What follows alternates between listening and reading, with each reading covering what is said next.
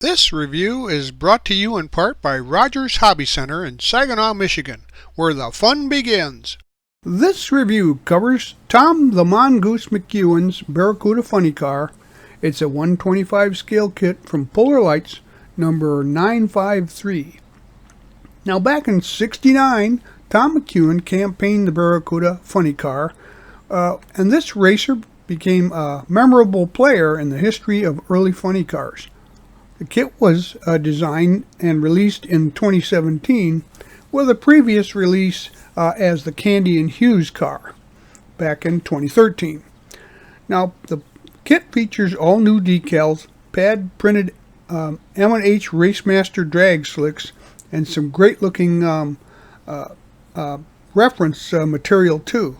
The kit is a skill level 3, which is for the advanced builder, but I would think that if you've got a few kits under your belt, you can even put it together without much hassle.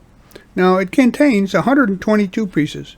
It's molded in white, chrome, and clear styrene, and when done, it's about 8 1/4 inches long and 2 1/4 inches tall and 2 1/2 inches wide. Here is the layout of the kit. As you can see, several selections for the tires and nice clean sprues. Now, for the most part, I'll be using Tamiya extra thin glue, the liquid cement, and then super glue for chrome and painted pieces. Once again, a reminder, you must remove chrome and paint for the gluing surface to adhere. And then also some white glue for the clear parts.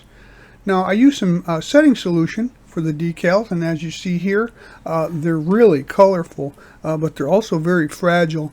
I lost a few decals trying to put them on because of breakage, and some of the stripes, etc., were very fragile. So be very cautious with those, and they're pretty thin. So treat them gently, and you may have more success than I did. Construction starts with the engine assembly, so gather these parts together and paint the engine block halves, cylinder heads, oil pan, the starter and the intake manifold, and then the front end and the rear engine plates. They'll be set aside for installation at a later time. Glue the block and the heads together and paint those a Chrysler red, and then the intake gets painted aluminum. And the oil pan is a metallizer brass color for a little pizzazz here. Now, the starter was painted black and silver. Now, use some liquid cement to assemble the transmission halves and the fluid pan there. And I painted the whole assembly aluminum after it was dried. I wanted to add a little more detail to the engine because it's exposed when the body is flipped up.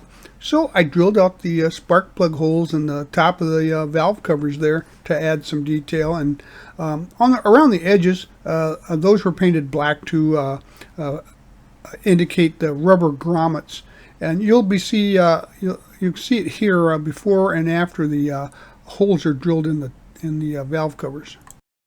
So assemble the chrome parts for the blower, and then add a small piece of brass wire there to kind of simulate the butterfly rod, and I used the Enderley intake, as the kit offers that and a Hilborn style as well, so you get to choose. Now we'll be using the front to engine cover and the lower blower pulley and fuel lines there, and we'll put those together, but before that I painted some details on the fuel line with some black, clear red, and clear blue paint to indicate the joints and valving there.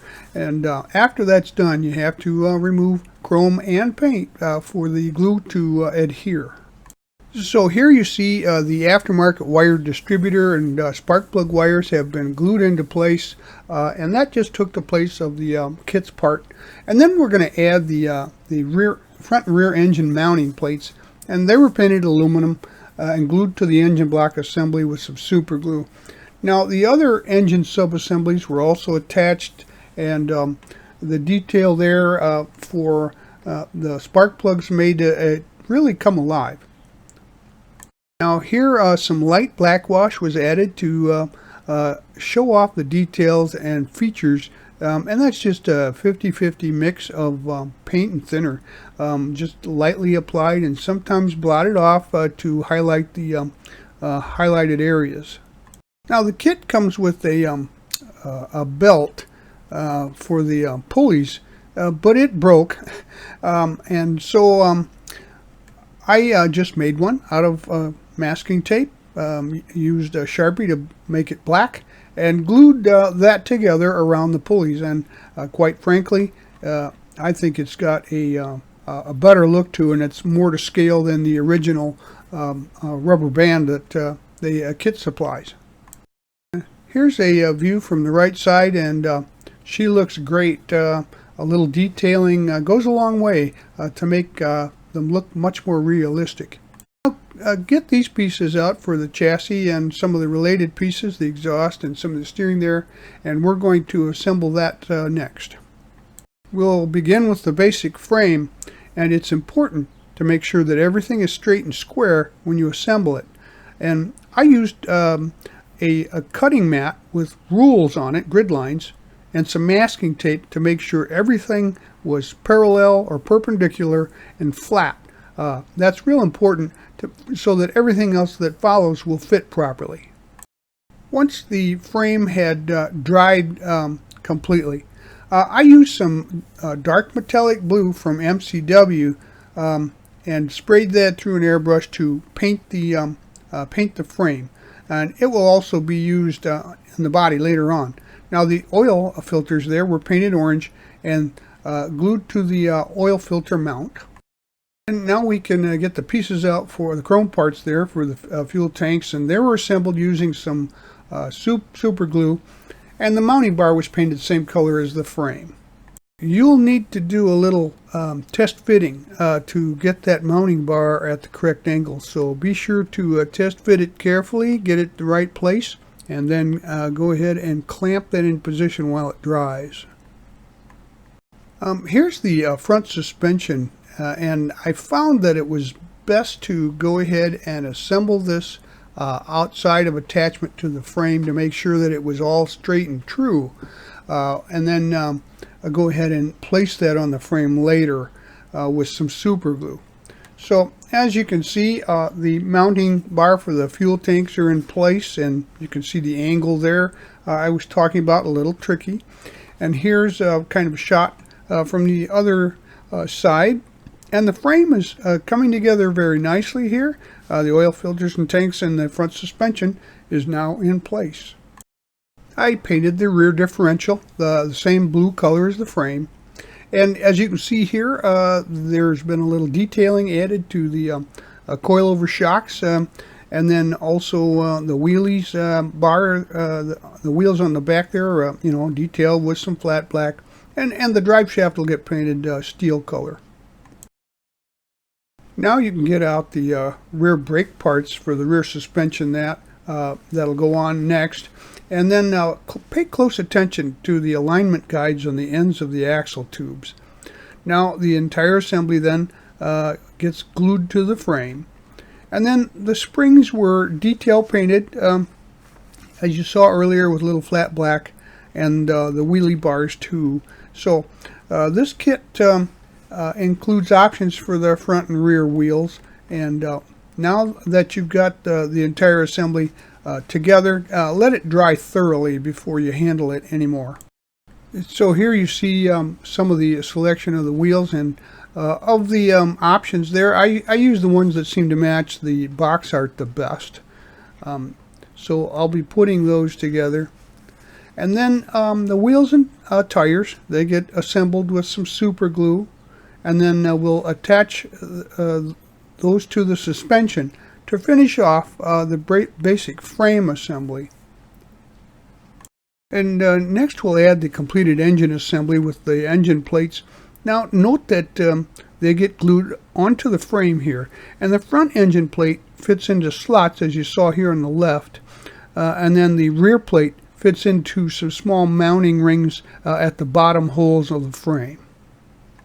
So here is the rolling chassis, and as you can see, she is coming together very nicely. It's a nice clean build. The parts fit together pretty well, and the styrene is responding very well to the liquid cement. Also, once again, you get a fiddly or a small piece of material to glue. Don't be afraid to use some super glue to keep that in place. And so there are two options for gauging here, either a cluster or just a simple large tack, and that's what I used for the build.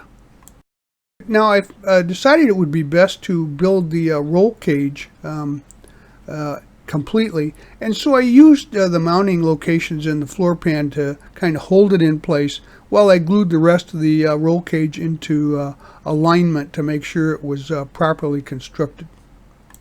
You see here the floor pan and some of those parts, and I painted that floor pan aluminum, and also I had once the roll cage was done, I had painted that metallic blue just like the frame. So then we're going to gather the pieces here to put the floor pan assembly together, and the seats and the belts, the fire extinguisher, the shifter, and the fuel pedal were detail painted and then attached to the floor pan. Now we'll gather up the roll cage, steering wheel, and some of the steering items there, and the cluster. We're going to add those to the cockpit assembly. Now, after the parts were detail painted, they were attached to the cage assembly, and then after they were dry, the whole cage assembly gets glued to the floor pan, and then the interior, look for mounting points on the frame, and then add that with some super glue after you scrape any paint that gets in the way. Now we can paint the headers, and I used a burnt iron color and attached those to the engine, and the steering linkage then was attached to the frame and the steering shaft. And I decided to paint the header brackets aluminum, and I attached those to the frame along with the headers. Now it's time to work on that body and do the prep work. You know, remove the parting lines. They're in the usual places across the fender lines and up the A-pillar, and then of course around the trunk and the tail light area. So smooth those out and get your body nice and smooth. And then I gave it and then sprayed with just a gloss white and that blue metallic color that I painted after masking that section off, and the body was then ready for decals. It will take a while to get all these decals in place. Use plenty of warm water to move the decals around, and some setting solution to get them to conform to the body's contours. And some of them didn't work out, as I mentioned earlier. And then once they were applied, then the crush panels were ready to be painted aluminum color. After the aluminum paint had dried, the parts were test fitted and then attached to the body. And pay careful attention to make sure that the fit is correct. So do a lot of test fitting interconnected pieces to make sure they go together. Next, we'll add the clear glass parts. They can be attached, and I used some white glue for that. Now there's two different windshields depending on the style of intake that you use. And so the kit also includes some side windows, but I didn't use those because I don't see those on the original car, a lot of the races, so those were left out. That's an option you can investigate and choose for yourself. Now get out the parts for the parachute, and I painted the mounting bracket and plate aluminum, and the chute a dull black color. Now go ahead and attach the chute assembly to the rear of the car. Well, there you have it. Your gorgeous and attention-getting shelf sitter here will look really good in your collection, and it's really not too hard to build if you pay careful attention to the little fiddly bits where they connect. Use some super glue there and make sure the alignment is good. Plenty of test fitting will go a long way for ensuring that you get a good build. But as you can see, it turns out nice and sharp and clean. All 4 tires on the ground, and the pieces fit together pretty well. You can see it here with the prop rod, and then you can of course paint that any color you like. This one I left unpainted, but that's up to you. Anyway, it's really not too difficult to build if you've had a little experience. You may find some issues with the decals, so you'll have to pay very close attention and be very careful when you're putting those together. But if I were you, I'd buy one and put it on my shelf. I hope you like this step-by-step premium model kit review, and if you don't want to miss any more, please subscribe to our YouTube channel by clicking on the icon in the lower right hand corner, or you can find us on Facebook or at our website rightonreplicas.com. Thanks.